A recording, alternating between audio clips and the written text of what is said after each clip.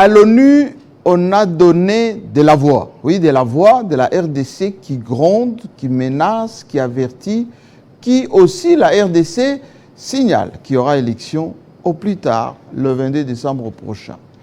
Au même moment, à Kinshasa, Martin Fayulu s'est fait le plaisir d'aller en prison, visiter ses collègues, ses amis, ses frères, à la grande dame de Moïse Katumbi. Lui était en province, il ratisse large après le Bandundu, c'est le Grand Équateur. En même temps, à la CENI, on cherche l'argent. Mais les journalistes ici, qu'est-ce qu'ils en pensent? C'est la question.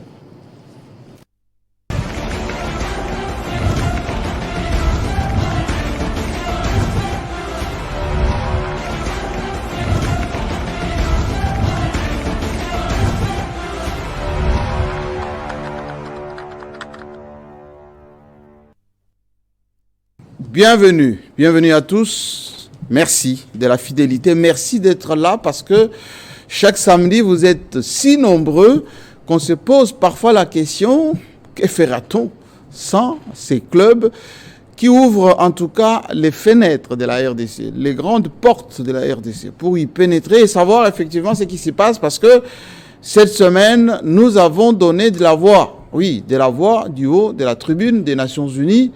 Notre premier citoyen y était avec une forte délégation pour rappeler au monde que nous sommes agressés. Oui, ça fait longtemps qu'on est agressés. En même temps, pour avertir à d'autres, enfin, les terroristes, les souteneurs ou en quelque sorte les maîtres d'œuvre, ceux qui se baladent dans nos montagnes là-bas, que nous nous sommes déjà organisés en conséquence et que si jamais vous allez vous aventurier comme autrefois, eh ben, on va frapper. On va frapper quand, comment, avec qui, avec quoi. Et c'est effectivement ça la question qu'on se pose parce que Bunagana, toujours sous les bottes, il semble d'ailleurs, on a vu quelques images, à vérifier qu'il y a même les routes que ces bandits essayent de réparer, nos élèves, nos enfants, qui portent parfois des uniformes qui ne ressemblent pas aux nôtres. Tout ceci pose problème de la souveraineté. Entre-temps aussi, le gouverneur, oui, l'intérimaire en tout cas est déjà en place. Les militaires disent, eux, qu'ils ne peuvent pas combattre en attendant les instructions qui leur sont données par la haute hiérarchie. Ça fait beaucoup d'informations. Mais Martin Fayulu, ici à Kinshasa, s'est donné le luxe d'aller là où il n'est pas encore allé, c'est-à-dire en prison, visiter ceux qui sont, oui, ses camarades ou les autres qui attendent d'être jugés comme Matata Mpogno. C'est lundi, encore, sur Bukanga Lonzo. Voilà, des questions qu'on se pose, parce qu'effectivement, on a arrêté aussi un conseiller financier, parce qu'il a manqué de respect à celui qui arrête. Parce qu'effectivement, on ne paye pas celui qui assure notre sécurité. Pour ses frais de fonctionnement, c'est le moins qu'on peut dire, et ça fait un moment. Pourquoi ? Parce qu'effectivement, ceux qui payent choisissent qui payer, quand et comment, et surtout en mettant de côté les impératifs de sûreté, les impératifs de bon fonctionnement de l'administration. Tout ceci pose problème de la fiabilité. J'allais finir l'intro en oubliant de signaler que pour la 3e fois, enfin peut-être 4e fois, Alingete Jules, de son prénom, a été congratulé depuis les États-Unis par le premier citoyen du Congo, oui, outsider qui fait exception. Il faut le saluer. Lui, au moins, il fait du bon travail. Bienvenue. Allez, je vais quand même accueillir maintenant ceux qui sont avec nous, les grosses têtes, les empêcheurs de tourner en rond, parce que je voulais d'abord dire que j'ai une pensée profonde. Nous avons une pensée profonde pour celui qui est excellent en sa matière, dans son domaine, c'est Stanislas Boujakira, qui est défendu avec beaucoup de courage. Cette semaine, d'ailleurs, il y a eu une forte mobilisation par Edmond Izouba, Opinion Info, mais qui a rassemblé autour de lui des journalistes courageux. Bienvenue. Merci beaucoup, Monsieur le Président Jean-Marie Kassamba, pour l'invitation. Quoi de neuf à Kinshasa ? C'est toujours le même problème. Souvent, les journalistes qu'on appelle les faiseurs de roi, oui, n'arrivent pas eux-mêmes à se défendre. Je vois les cas de Stani Boujakera que vous avez cité tout à l'heure, que nous essayons de faire quelque chose pour cet infatigable chasseur d'informations.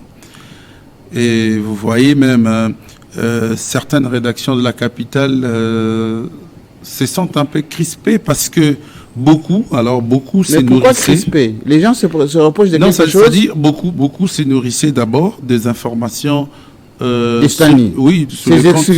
ses exclusivités sur le compte Twitter. Parce que aussi Twitter pour Boujakera c'était vraiment une passion et aussi c'était pratiquement transformé à un média je dirais privé. Boujakera c'est pas seulement un nom mais c'est aussi un média sur Twitter que plus de 500 000 personnes de différents horizons venaient se sourcer chez voilà justement.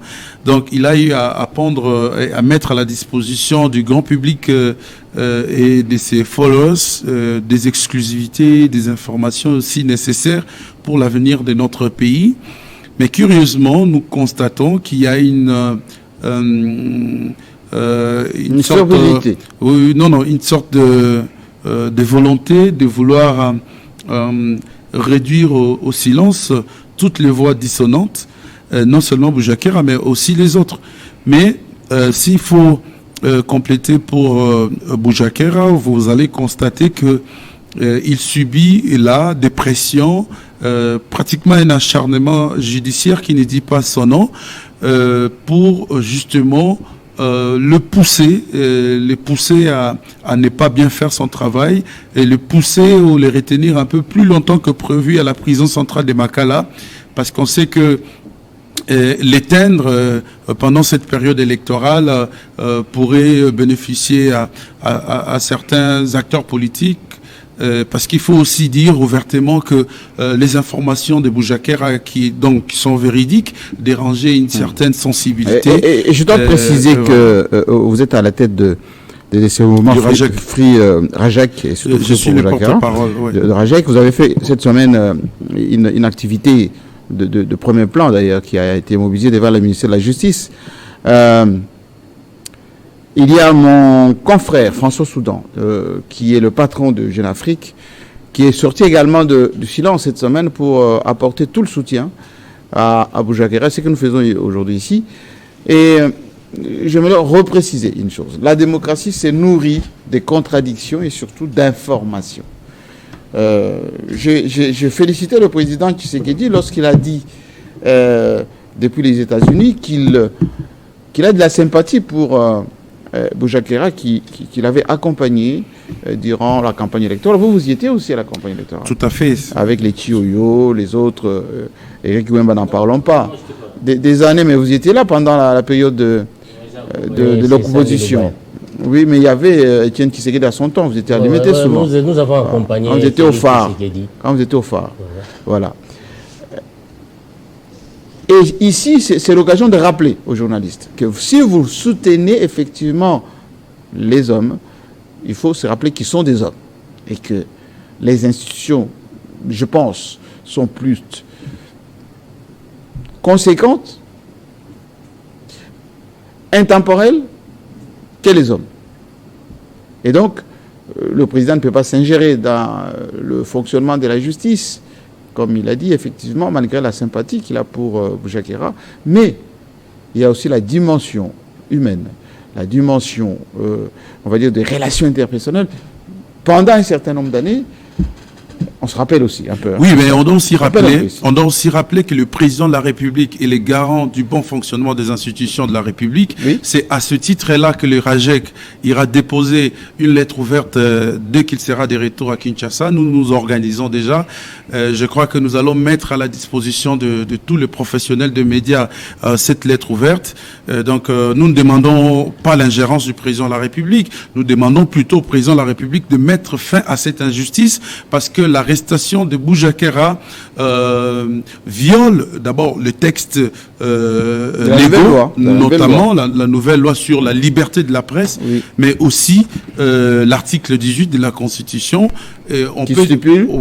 qui stipule que nul ne peut être arrêté pour de faits qu'il ignore. Donc, Boujakera est victime d'un article qu'il n'a pas signé, on ne cesse jamais de le dire, mais c'est comme si nous sommes en train de prêcher dans le désert. Voilà pourquoi les RAJEC s'est décidé d'aller ouvertement saisir le président de la République, et pour lui rappeler que lors de son investiture, le président nous avait promis que nous aurons la liberté de la presse. Lors de la clôture des États généraux, le président des États généraux de la presse et de la communication, le président de la République nous avait dit et convaincu que nous devons considérer comme un acquis la dépénalisation des délits de presse. Et aussi, quand vous prenez l'article 95 de la loi sur la liberté de la presse, il est demandé aux journalistes de ne pas divulguer leurs sources d'information. Absolument. Plutôt autoriser d'accéder à toutes les sources publiques comme privées. Donc voilà notre indignation.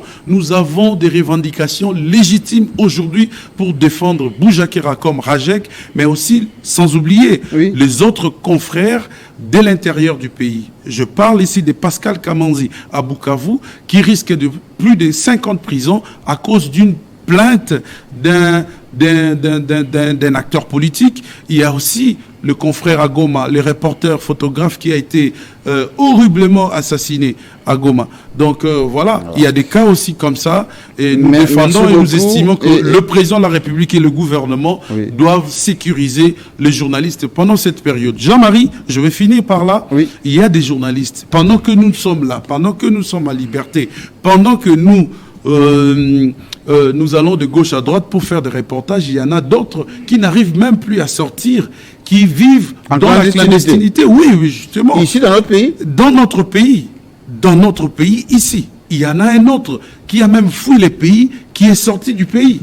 Alors, le RAJEC a pris la résolution d'afficher tous les noms de ses confrères qui, aujourd'hui, leur sécurité est en danger. Merci beaucoup, et je rappelle d'ailleurs que la fameuse assertion selon laquelle les textes, ou plutôt le document serait fabriqué ou avait atterri entre les mains de Boujakera en premier, c'est à nos services de faire justement ce travail, d'identifier l'origine et de démentir les cas échéants. Effectivement, le démenti fait office. Hein, les fake news, on les dément. Oui, article 104. Et ça s'arrête là. Ouais. Et puis Boujakera, pour un peu les torpilleurs et les amoureux de l'infiltration, il n'est pas du tout rwandais. Il s'appelle Tchamala. Et Tchamala, on sait c'est où? C'est au Kassai oriental, chez moi là-bas. Voilà. C'est son nom. Il s'appelle Tchamala. Voilà. J'allais décourager ceux qui vont dans mon village, le petit village, là où je suis parti il y a plusieurs années, en 1980, pour aller chercher si j'ai construit là-bas, alors que mon père est décédé en Boujuma et ma mère ici à Kinshasa, et qu'effectivement, on n'est pas à la rue, partout. Il faut que l'État construise. Il faut que les personnalités, ceux qui sont élus, ceux qui sont nommés, ceux qui ont les moyens, fassent les ponts, les routes, les dispensaires, etc. Et nous le ferons au moment opportun. Allez, je ferme la parenthèse et j'accueille maintenant Eric Wemba, qui est superbement habillé, toujours convaincu que la démocratie et l'état des droits, c'est chez nous. Oui ou non? Bienvenue. La démocratie et l'état des droits? C'est chez nous, en RDC. Si ça existe encore, bon, je ne sais pas. Est-ce que vous allez bien d'abord? Vous m'avez l'air avec une petite voix comme ça, mais il y a quelqu'un qui a peur. Non, on n'a pas peur. Nous sommes là, nous sommes un peu tristes parce que nous constatons, parce que cette semaine, vous savez, l'état des droits, c'est un exercice où il n'y a aucun État qui dit qu'il est arrivé à l'état des droits. C'est un processus évolutif. C'est un combat continu. C'est un combat continu. Mais aujourd'hui, notre justice, tout le monde, même le chef de l'État lui-même a donné un carton rouge à la justice. Dans une interview, il est dit... Non, mais il a fait un balai, hein. Il est déçu par la justice. Il a chassé beaucoup de magistrats. C'est vrai de faire les balais. Je pense que les lundis ici, c'est un jour très décisif. Pourquoi c'est un jour très décisif? Parce que les droits doivent être dits. Qu'il s'agisse des cas de Stanis Boujakera et de Salomon. Ce lundi? Salomon, oui. Ça veut dire que leurs avocats ont introduit des demandes de liberté. Pour Stanis, c'est la demande de liberté, mise à liberté qui a été demandée. On a dit qu'il se prononcera. On l'avait déjà refusé une fois. Le tribunal se prononcera. Oui. C'est lundi. Avant d'arriver dans les cas Stanis Boujakera, le tribunal se prononcera aussi pour les cas Salomon Escadela. Nous avions suivi. Et j'ai mémoire quand j'étais journaliste au Phare, à chaque fois que j'allais couvrir les procès chez Béa, dans la salle, il était mentionné « Nous jugeons nos semblables ». Oui, effectivement. Nous jugeons nos semblables. Et que les juges qui sont là pour dire les droits doivent comprendre devant et pour les cas Salomon, c'est leur semblable qui sera devant eux. Qui est malade d'ailleurs. Qui est malade. Je l'ai vu s'exprimer, c'était très pathétique. En tout cas, en quoi c'est que nous avons suivi des avocats? Moi, j'ai eu froid au dos. Je pense que la confrontation politique. J'ai vu Macron, qu'on lui posait la question sur Mélenchon. On sait comment Mélenchon critique Macron. Mais Macron a dit, je ne suis pas son ennemi. Et Mélenchon n'est pas mon ennemi. Nous sommes en confrontation politique. Et que les cas Salomon qui ne ressemblent pas selon ses avocats, qui nous donnent l'impression d'être vraiment un complot. Parce qu'en principe, il ne devait pas rester en prison. Mais l'affaire de l'arme, là, ça a été évacué. L'affaire des larmes a été évacuée. On m'a dit qu'il y a un homme qui travaille pour l'administration, enfin pour le service, qui a témoigné qu'il a été manipulé. Il y a eu des PV que nous avions condamnés ici, qu'on a pris. Ça, c'est les avocats ont donné les avocats, nous parlons des un avocat qui a donné. Ce sont les avocats qui ont donné des éléments qui nous ont donné froid au dos. Oui. Et que les lundis, nous allons vérifier si réellement nous sommes dans un état de droit. Nous allons vérifier si nous sommes... Parmi ces PV, il y a un PV qui a fait froid au dos. Un PV d'un agent de l'ANER qui a témoigné qu'il a reçu des images d'un proche du chef de l'État qui s'appelle... On a cité ce nom, ce n'est pas moi. Oui, les avocats ont signé. C'est Dani Banza. Ce n'est plus un secret maintenant. Ce n'est plus un secret pour piéger Salomon. Heureusement qu'il n'avait pas ouvert l'appareil. Mon ami, des images, des tenues militaires, où on est tenté peut-être de chahiter les chefs de l'État. On sait que Salomon, Dani Banza était aussi dans les camps Katumbi. Mais c'est criminel ça. Était dans les camps Katumbi et qu'ils ont peut-être des démêlés. Mais peut-être qu'ils sont en confrontation politique, mais on ne devait pas utiliser les instruments. Pas au point de faire ça, quand même. Utiliser les instruments de l'État comme la justice militaire pour nuire à un adversaire politique. Salomon est bien notre semblable. Il est clair avec ce qui a été démontré qu'il n'y a rien. Est-ce que dans le combat politique, tous les coups sont permis? En tout cas, pas tous les coups sont permis, sauf utiliser les instruments de l'État, sauf chercher à faire disparaître, je dirais même physiquement. Parce que Salomon nous l'a dit, et ça doit alerter tout le monde avant que le pire n'arrive, et que ces procès qu'il qualifie de la honte, autant ça peut m'emporter, mais je suis venu quand même contre l'avis des médecins. Et autrefois, son grand frère a fait savoir dans quelles conditions il était même à l'hôpital, où il y a des armes même dans la chambre. Vous l'avez, vous êtes malade, vous voyez des armes devant vous. Et comment ça? Dans sa chambre de... À l'hôpital, là où il est maintenant. Ah, ben il était gardé. Parce que nous apprenons, on regarde les téléphones, on regarde, non, il y a un numéro de Rwanda. Donc, il est en acquaintance avec des Rwandais. Peut-être qu'il a pris ces numéros-là dans un stade avec un Rwandais. Alors, on va dire aussi s'il y a un numéro des Américains. Pour ceux qui sont à Goma, qui commercent avec ceux qui sont de Gisenyi, de Rwanda, etc., ils ont plein de numéros de Rwandais dans le téléphone. Cela ne voudrait pas dire qu'on est en complicité. C'est un complot. Il y a beaucoup de Congolais qui habitent le Rwanda. Oui. Mais moi, il y a des Rwandais qui sont admirateurs de Club 50, qui m'appellent tout le temps. Les Congolais sont à Gisenyi là-bas. Ce procès est en train de, tel que nous l'avons vu ce jour-là, ça est en train de ternir l'image de notre pays.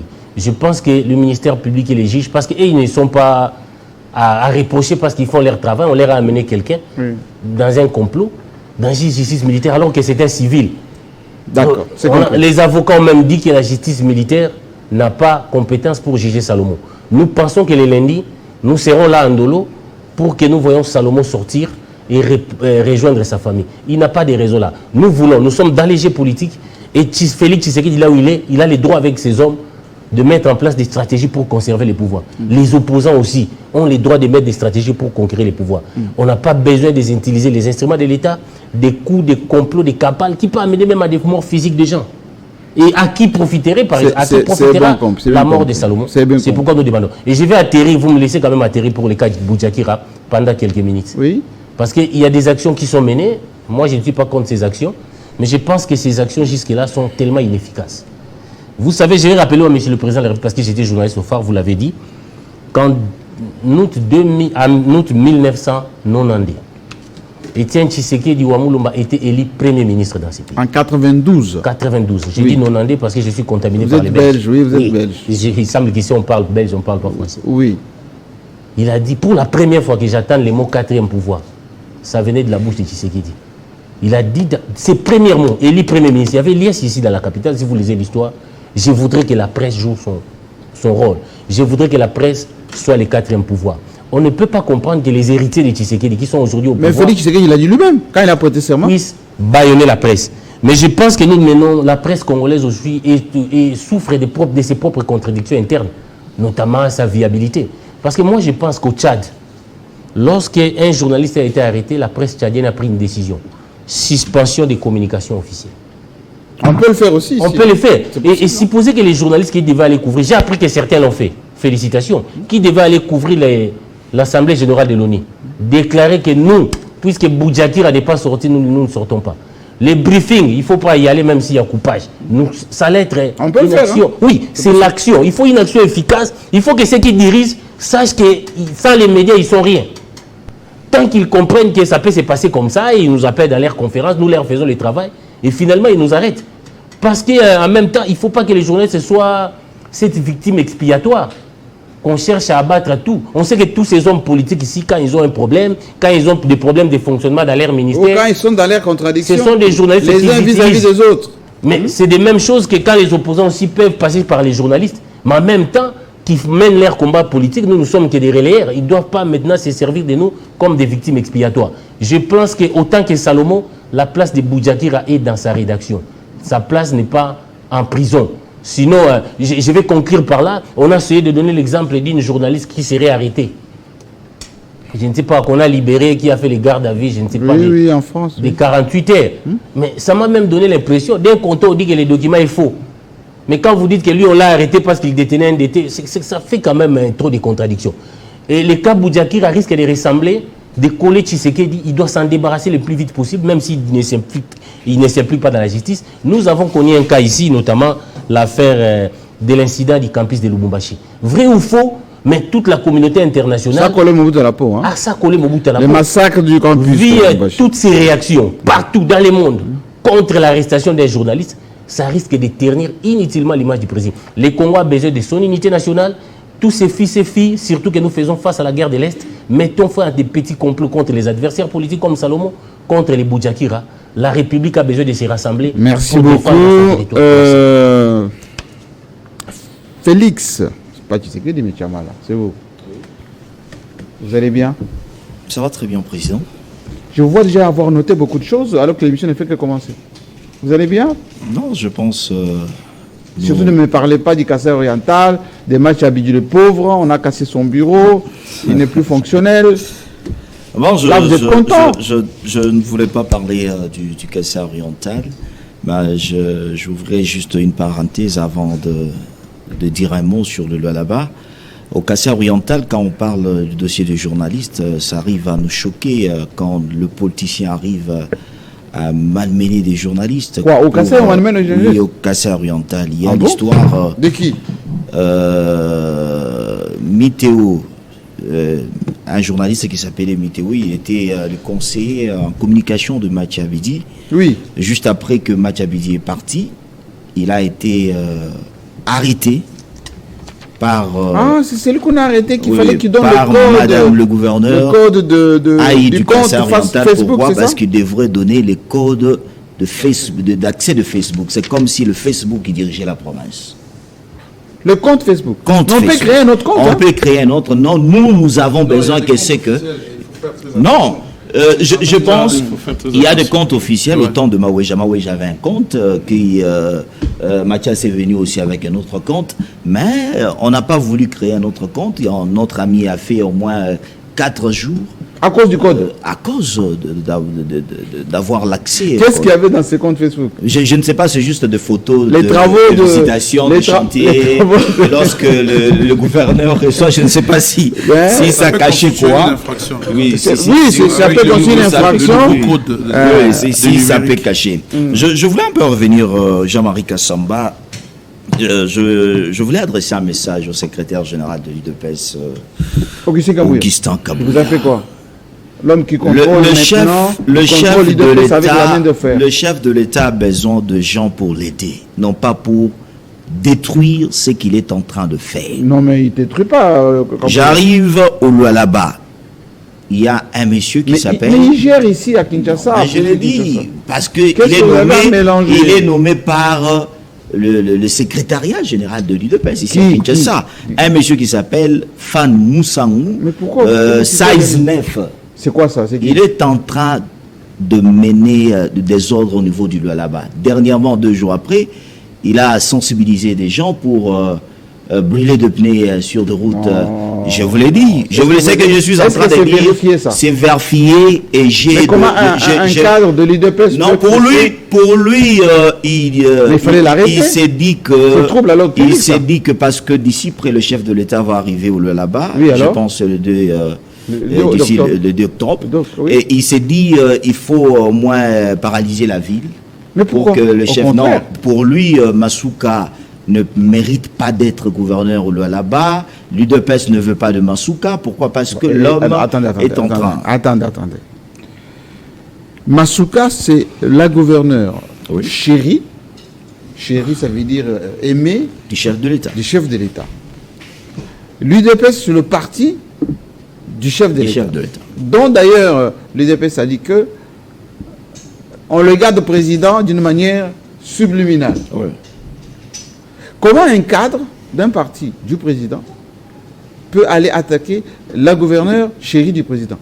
Mais lorsque le monsieur, selon nos informations bien, il est en train d'être manipulé par certaines autorités les opposants à Masuka. Oui, les opposants, les gens qui s'opposent à Masuka. Comme ils ont monté l'air cabale dans le temps passé, ça n'a pas tenu. Alors, il faut maintenant utiliser quelqu'un. Ça continue encore? Oui, il faut utiliser maintenant quelqu'un du parti présidentiel, l'UDPS, pour maintenant faire... Mais il faut que Kabouya s'en occupe. Oui, c'est pour cela qu'on interpelle le CG pour qu'on puisse saisir ce monsieur Saïza Nef, parce que vous êtes dans une province où Fifi Masuka a montré vraiment sa capacité dans la gestion de cette province. Pourquoi? Parce que Jean-Marie Kassama, je l'ai toujours dit, on ne peut pas laisser seulement au gouverneur seul de faire le travail.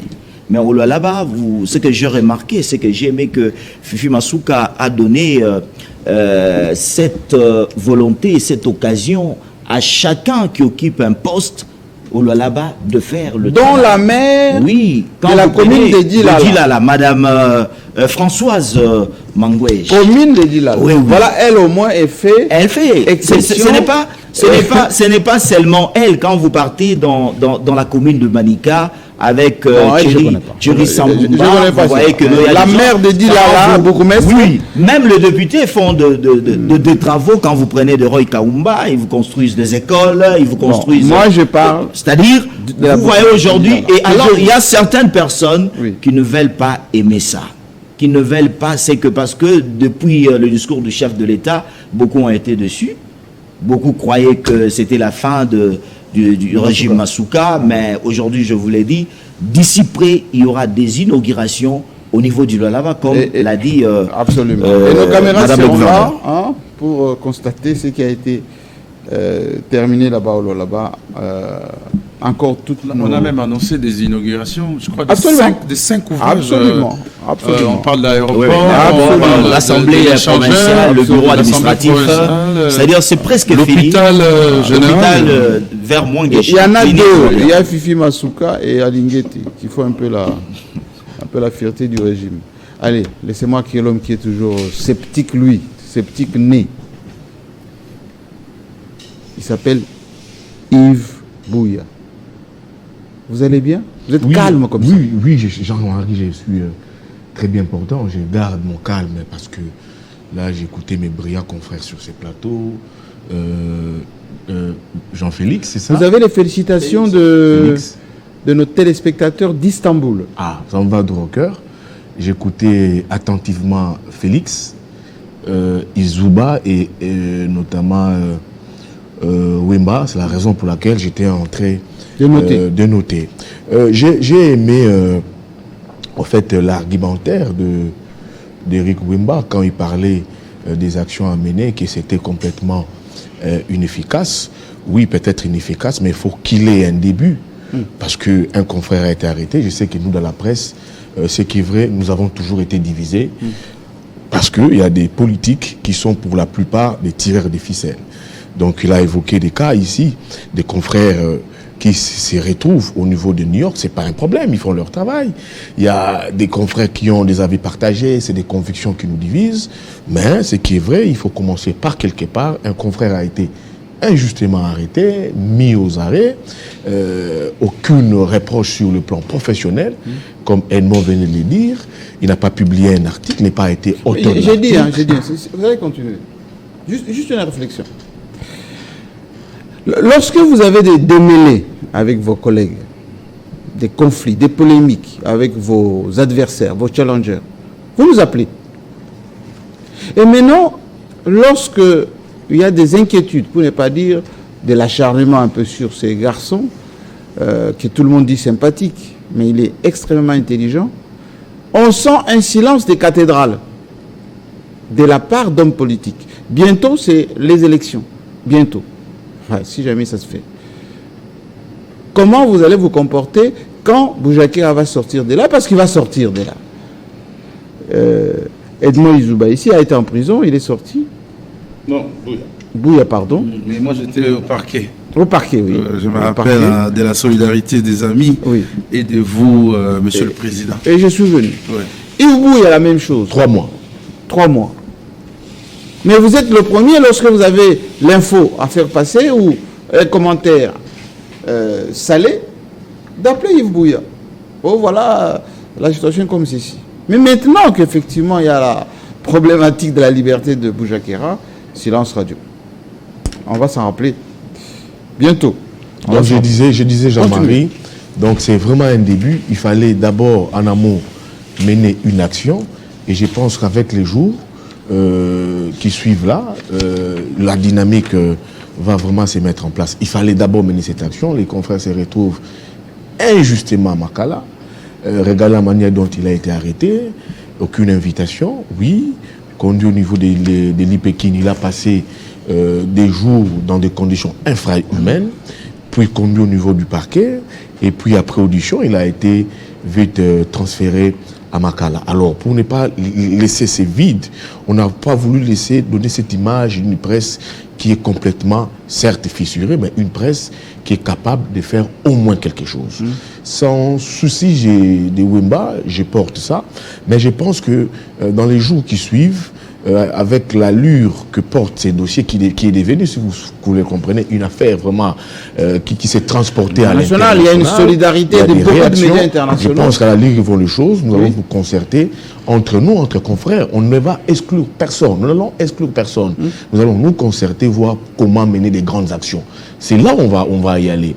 Après le dépôt de la lettre ouverte, comme Edmond vient de le dire, nous allons nous concerter pour voir comment est-ce que nous pouvons mener des grandes actions. Si on ne le fait pas, Jean-Marie, on va toujours s'exposer, on aura toujours des politiques qui, quand un joueur, pas des politiques, les rares des fois qu'un joueur sera arrêté, on ne saura quoi faire.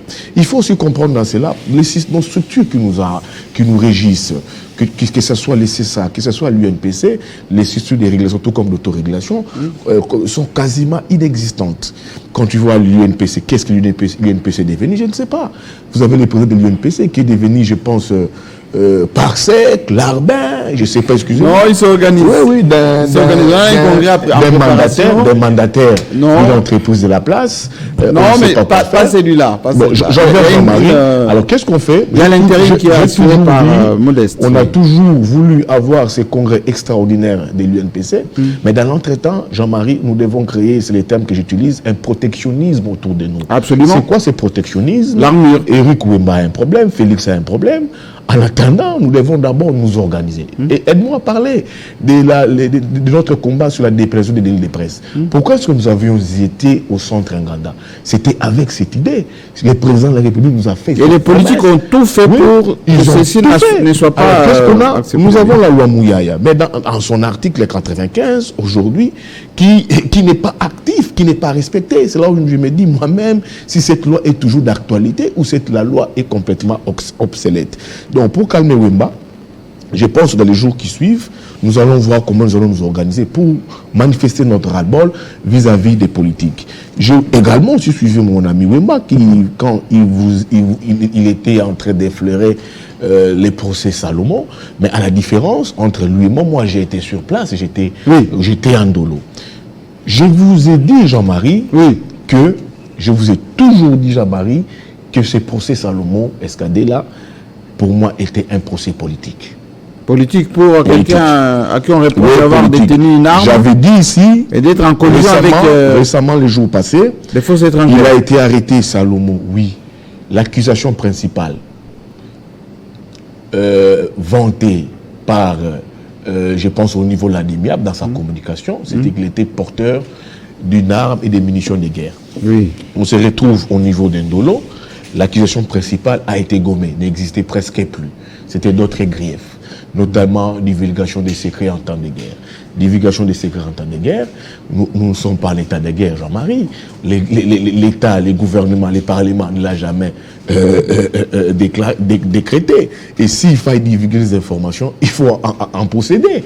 Donc, et puis en plus, il n'a jamais joué un rôle prépondérant, Salomon, dans l'entourage du président de la République, comme ce fut Caméré, comme ce fut Busselele, comme ce fut François Béat. Ce n'est que... Mais il a eu accès à quelle information? C'est ça, il doit en détenir, c'est ça les vrais problèmes. Wemba dit ici qu'on aurait trouvé dans ses téléphones les numéros des Rwandais. Mais il a aussi les proches collaborateurs d'un président qui est à la tête des grands clubs, le tout-puissant Mazembe. Oui, non, c'est pour appuyer ton argumentaire, ce qui a été dit.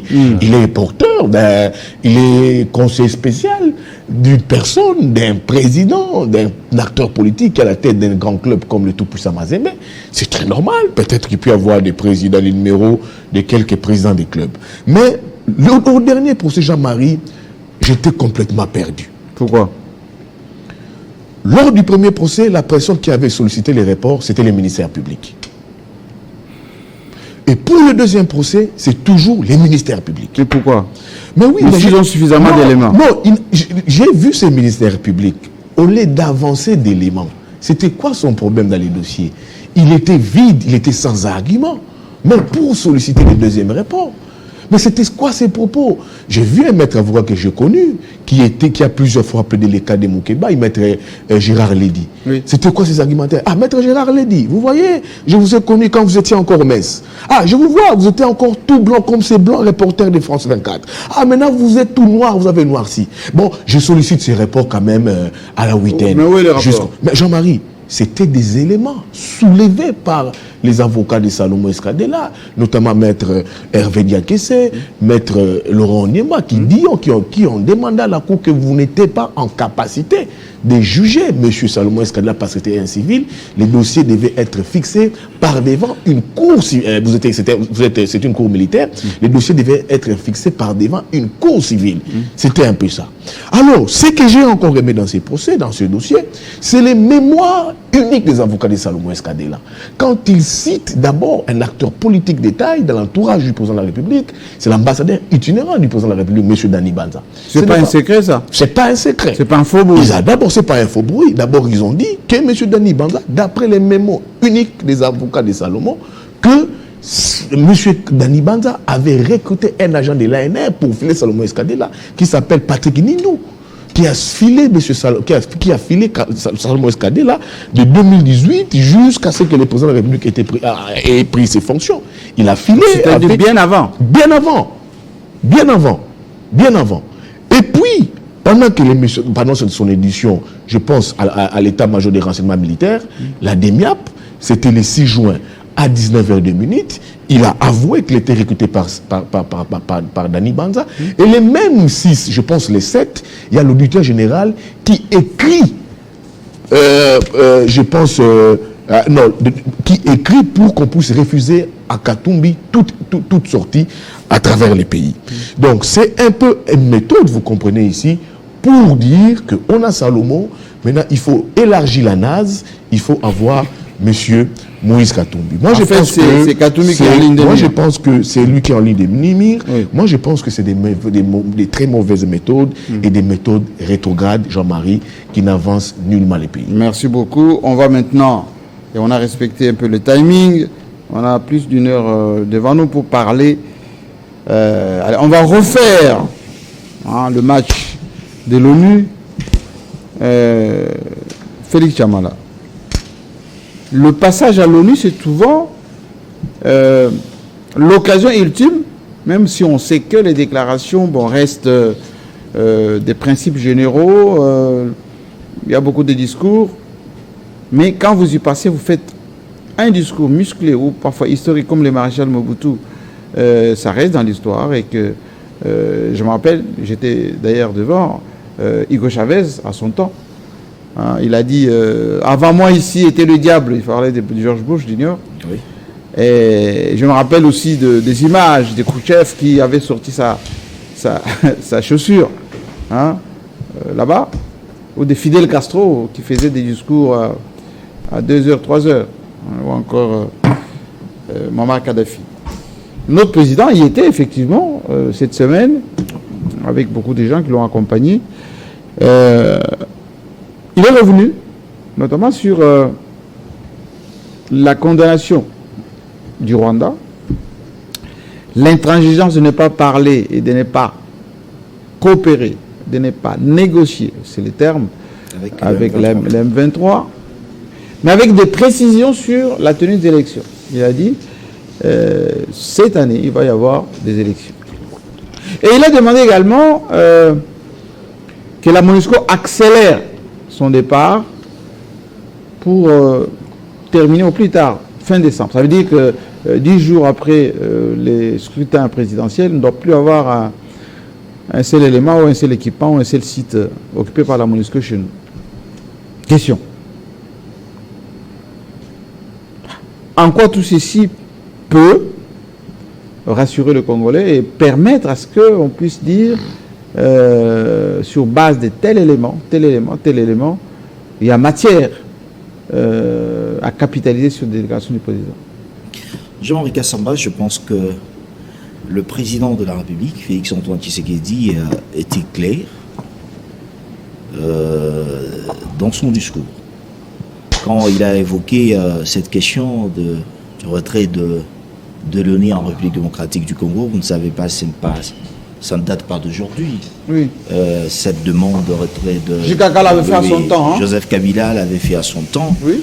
Mais il avait même contesté, j'ai encore Jikaka avait fait dans son temps, aujourd'hui Félix Tshisekedi le fait. Parce que, deux fois, on connaît que la mission de l'ONU, c'est pour... protéger cette population, les civils, maintenir les civils, ainsi de suite. L'intégrité de oui, c'est ce que nous sommes en train de voir sur terrain, c'est le contraire. Deux fois, on retrouve les agents de la MONUSCO dans des choses de dernièrement. Oui, dernièrement. On a mais la question que je vous pose, vous ne trouvez pas qu'il y a de la contradiction lorsque la MONUSCO elle-même dit « Nous allons accompagner les processus électoraux ». Et nous demandons à cette même MONUSCO de déguerpir au plus tard fin décembre, c'est-à-dire que 10 jours après les processus électoraux. Tshisekedi n'a pas parlé, c'est-à-dire la MONUSCO devrait partir au mois de décembre. Il a parlé le retrait progressif. Accélérer sur le terme. Accélérer, ça veut dire qu'on peut mettre ça sur une semaine. Les Maliens l'ont fait. Peut-être d'ici décembre. D'ici décembre, il a dit d'ici décembre de 2023. Oui. Je pense que il a été clair. Aujourd'hui, nous avons des gens qui n'ont pas aidé la République démocratique du Congo et dans d'autres pays, la MONUSCO n'existe pas encore. Ici, chez nous, deux fois, on arrive une année, 2 ans, mais concrètement, on fait comment? On trouve rien. Moi, je pense que l'essentiel est que la MONUSCO... Parce que quand la population, par exemple, essaie de manifester contre la MONUSCO, on tire dessus. Mais c'est ce que nous sommes en train de dire. Alors on fait comment? Nous sommes en train de dire que le chef de l'État, avec toute cette diplomatie qu'il faut appliquer pour au moins que ces gens puissent aller et laisser notre armée aussi faire son travail et non pas encore se mêler dans des choses de Congolais, ce que nous demandons au chef de l'État de le faire. Jean-Marie Kassamba, le chef de l'État, en ce qui concerne le M23, quand il disait qu'il n'y aura pas de dialogue, que le M23 est en train de chercher avec la République démocratique du Congo sur ce qui concerne cette question de la sécurité dans la partie est de la République démocratique du Congo. Nous savons très bien comment le M23 soutenu par le Rwanda et certains de nos voisins qui... Ce sont les Rwandais. Ce sont ce que j'ai dit. Ce sont les Rwandais qui ne veulent pas voir la République démocratique du Congo aller de l'avant parce que ça ne date pas d'aujourd'hui la guerre dans la partie est de la République démocratique du Congo. Ça fait au moins 2 années et des années que nous sommes en train de subir 2 fois cette guerre multidimensionnelle, que 2 fois je dis ça, peut-être le Rwanda et aussi la communauté internationale qui est en train de jouer le jeu caché. Félix Tchamala, tout de même. On veut que la MONUSCO parte, mais concrètement, elle est là, la MONUSCO. Il y a les bases qui sont encore à l'est là-bas, il y a le quartier général ici, il y a la radio Okapi. Ben, ils ne partent pas, ils sont là. Mais on va faire le... Premièrement. Oui. Deuxièmement, on ne veut pas négocier avec la M23. Mais ils sont là chez nous, installés, à Bunagana, dans les Massissi, au Mangabo, enfin, un peu partout là-bas. Si nous concrètement, voulons, on fait quoi? Si nous voulons, parce que on parle de négocier avec le M23, je ne pense pas que dans le M23, il y a nos frères congolais. Je ne pense pas qu'ils sont... Il peut y en avoir, hein? Oui, il y en a. Les faibles, les manipulés. Je ne pense pas que ces Congolais sont plus que cette population qui nous regarde de partout. Ils ne sont pas Congolais plus que eux. Forçons-les à quitter chez nous. Le problème est qu'aujourd'hui, si nous allons négocier avec le M23, nous savons très bien comment les choses se passent. Ils vont chercher comment intégrer dans notre gouvernement, ils vont chercher à intégrer dans notre armée. On est bien d'accord. C'est unanime qu'on ne veut plus de l'infiltration, on ne veut plus concéder des postes dans l'armée, dans l'administration, etc. S'il y a un rebelle, un terroriste, avec lequel on ne doit pas discuter, on doit le chasser. Oui, l'État a le monopole de la violence. Mais c'est ce que on devrait appliquer, mais on est parti un peu en précipitation avec la communauté de l'EAC aujourd'hui. Qui ne veut pas non plus partir. Qui ne veut pas non plus partir aujourd'hui, ça nous pose au moins de problèmes, mais je sais que cette communauté partira toujours. C'est aujourd'hui ce qui devrait faire au moins motiver le chef de l'État avec notre armée de faire ce qui est essentiel. L'essentiel, c'est quoi? C'est remettre cette conscience-là de travailler dans cette partie de l'Est de la République démocratique du Congo, parce que si aujourd'hui nous sommes en train de voir le M23 insister toujours d'y rester, c'est parce que cette armée, ces rebelles, c'est vrai, plus que armée, puisque la République démocratique du Congo, nous avons vu même Antonio Guterres qui l'avait dit que le M23 plus que armée, plus que la République démocratique du Congo. Et je pense que le chef de l'État a demandé aussi dans son discours, il a demandé qu'on puisse, il a réitéré la demande au Conseil de sécurité de l'ONU pour au moins sanctionner toute personne, que ce soit physique ou morale, qui sera derrière cette guerre dans la partie est de la République. Non, mais on connaît le nom de l'unité nationale. Et moi, je sais qu'il était en train de faire un discours, c'est-à-dire demander des sanctions aux gens qui participent aussi dans cette guerre de la République démocratique du Congo, qui était aussi dans la salle, qui écoutait précisément ces discours du chef de l'État. Je pense qu'il est temps, aujourd'hui, comme Mouzé l'avait dit, de se prendre en charge. Nous devons faire ce qui est essentiel. C'est la chute. Avec notre armée. C'est la chute qui est très importante. Je vais demander à quelqu'un qui connaît la sous-région, c'est Izouba. Vous avez été aux portes de Bunagana d'ailleurs, hein, sans y entrer comme à Kana. Lorsque Boussima, c'est Bissimois il s'appelle. Bissimois. Nous nargue, c'est le terme. Ouais. On ne partira pas, même si Kinshasa n'est pas d'accord, aussi longtemps qu'il ne veut pas négocier avec nous, on est là. Et l'autre, comment il s'appelle? Le major ou le colonel ou je ne sais pas quoi là. Oui. Qui va, oui, qui va manipuler nos jeunes gens, hein, pour dire on fait la rentrée scolaire ici, voilà les uniformes, voilà les autres, etc., etc. Est-ce que, de la manière dont ça sonne, cet ultimatum contre les M23, contre les Rwandais, ça ne nous rappelle pas ce que les chefs avaient dit l'année dernière? Et concrètement, vous qui connaissez la région, ça change quoi dans la sous-région. Par rapport à MONUSCO. Oui, MONUSCO d'une part, à qui on demande tout le temps de partir et qui dit non, on est encore là, on se prépare à partir, mais ils partent jamais. Moi, je pense qu'il y a lieu de diversifier les cas. Parce que nous avons MONUSCO, nous avons les forces ougandaises qui sont avec nous, et nous avons l'EAC. Alors ça fait trop de forces. Mais le problème, c'est la MONUSCO. La MONUSCO aujourd'hui fait face à son propre bilan. Aujourd'hui, on sait que face à la longévité ou par rapport à la longévité, la MONUSCO devrait faire mieux comme une force de maintien de la paix. Mais ça fait 10 ans qu'ils ne font pas ça. Oui, ben c'est contradictoire quand on dit maintien de la paix et qu'à chaque fois, on rend compte qu'il y a des morts, il y a des tueries sous la barbe de la MONUSCO. Ils disent même que nous n'allons pas faire la paix à la place de l'armée congolaise. Ah bah voilà. Nous sommes là, en support. Justement, c'est une confusion, c'est pratiquement une forclusion autour des missions, parce que je sais qu'à plusieurs reprises, les missions ont subi des changements, on a amélioré, on a envoyé des forces dans l'option de pouvoir sécuriser la population et certains coins. Et aujourd'hui, quand vous prenez les bilans de la MONUSCO, et c'est d'ailleurs quelque chose à ne plus démontrer. La MONUSCO aujourd'hui dans notre pays s'est démonétisée. Allez à Goma, où la force, où les casques bleus se concentrent, ou dans certaines zones vers les Rutshuru et tout ça, vous allez voir les dégoûts de cette population-là, du maintien de la MONUSCO dans notre pays. Alors, deuxième chose, c'est que vous devez savoir que la MONUSCO, à travers ses forces, a enregistré beaucoup de défaites. La première de défaites, c'est quand le rebelle s'est emparé de la ville de Goma. Oui. C'était sous la barbe de la MONUSCO. Et la MONUSCO ne s'est jamais intervenue. Il a fallu que le président de la République réfléchisse sur le voies et moyens, comment on peut récupérer la ville de Goma à partir de Minova. Oui, justement. Et c'est Joseph Kabila. Oui. Et tous les autres. Il a multiplié un peu.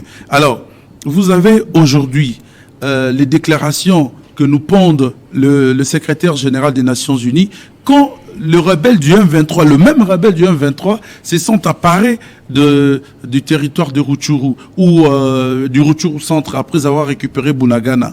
La MONUSCO a tout abandonné, comme munitions, comme armes, tout. Et ça a été récupéré par le rebelle. Et quel était le discours du secrétaire général des Nations Unies? Le rebelle possédait des armes sophistiquées que la MONUSCO ne détiendrait pas.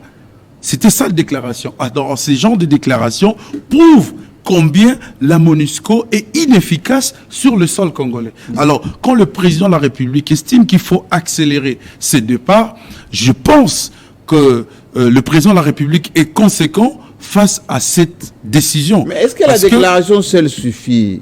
Non, j'ai dit qu'il y a des mécanismes qui ont été mis en place l'a dit à son temps.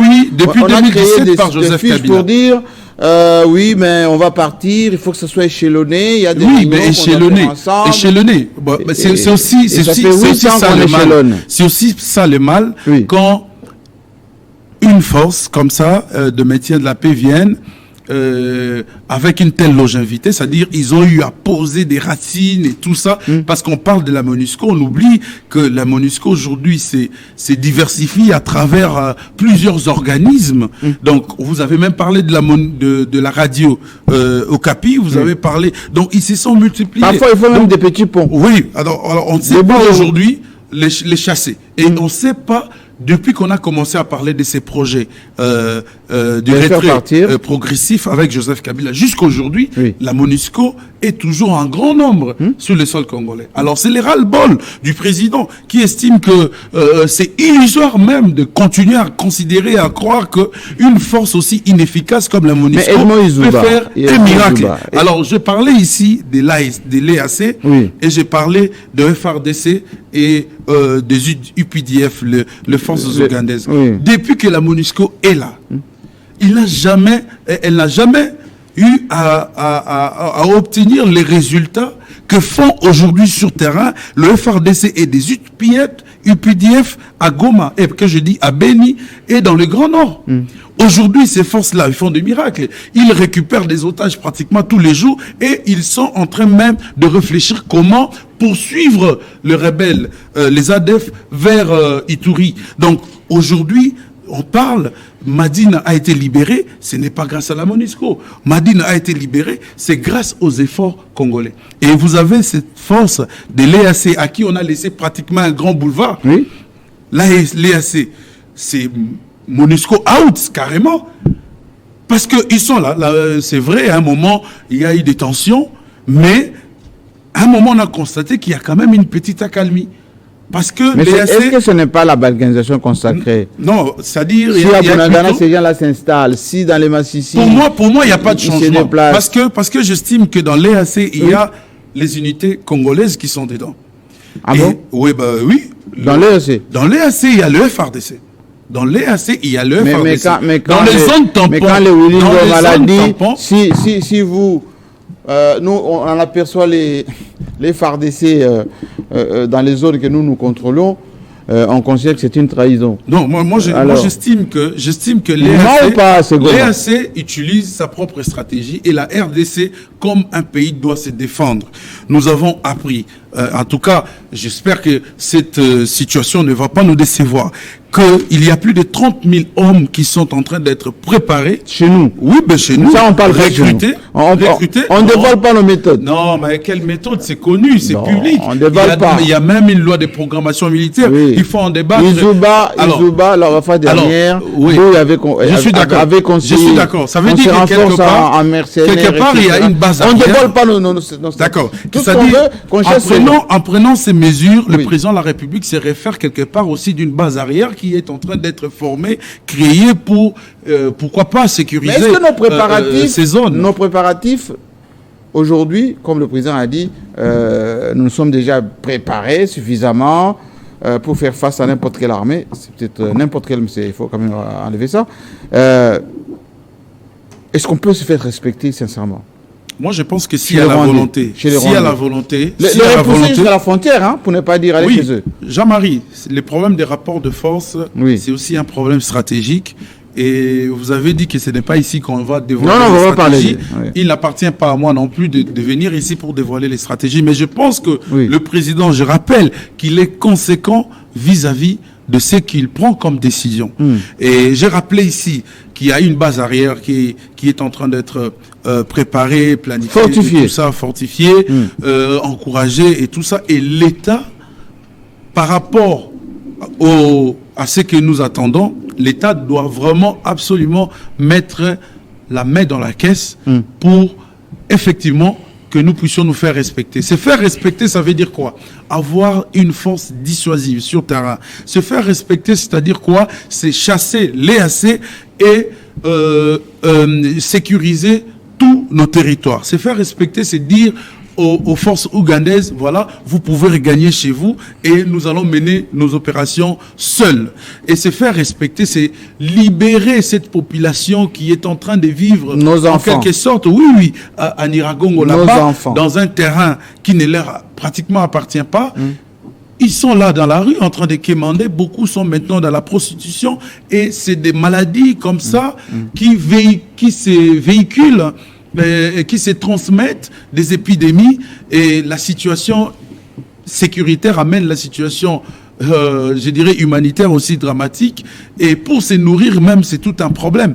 Pourtant, le sol du Kivu, nous tous nous connaissons, nous savons que le vaillant peuple du Kivu, c'est vraiment un peuple qui se nourrit, qui s'autosuffit de ce qu'il produit chaque jour, quotidiennement. Donc, il y a lieu aujourd'hui de rassurer à cette population-là que sans la MONUSCO, sans l'EAC, sans la force ougandaise, nous, comme peuple, nous pouvons s'en sortir. Yves Bouya, nos archives peuvent en témoigner. Vous avez dit ici que pour se faire respecter, la RDC peut faire alliance même avec les diables, comme disait le maréchal Mobutu. Allez, les mercenaires, beaucoup d'armes, chez les Chinois, nos amis, chez les Russes aussi, pourquoi pas. Mais tout ceci va prendre combien de temps? Jean-Marie, je vous réponds. Ça va prendre combien de temps? Je vous réponds dans 2 minutes max. J'ai aimé votre introduction tantôt. Quand parlé de que Fayulu venait de rendre visite à quelques prisonniers, soit détenus politiques jusque-là. Mike Moukeba, même Kabound, il a vu même Kabound. Kabound, Boujakera. C'est bon ça, c'est complètement dans l'effort de Martin Fayulu dénoncer l'injustice. Pour ça, je lui ai toujours concédé cet esprit, l'empatriotique. Avant que vous continuez, il va déposer sa candidature. Il a toujours animé. Bon, il va déposer ou pas? Je pense que c'est une belle question que vous me posez. Les gens m'ont toujours connu cette personne qui a toujours porté les combats de Martin Fayulu. Parce que c'est pas un secret. C'est pas un secret. Il a toujours eu une grande vision du Congo, cette passion du Congo, cet amour du Congo. Mais pour une fois, je suis contre sa démarche. Laquelle? D'aller déposer sa candidature. Ça se précise? Mais oui, j'apprends, d'après des informations à ma source, qu'il ira déposer sa candidature le 7 octobre à 12h. Et qu'il aurait déjà réuni tous les documents. Il a retiré les bordereaux au niveau des paiements au niveau de la DGRAD. Il a mis à jour son certificat de nationalité au niveau du ministère de la Justice, qu'il aura déposé. Mais moi, je me pose mille et une questions.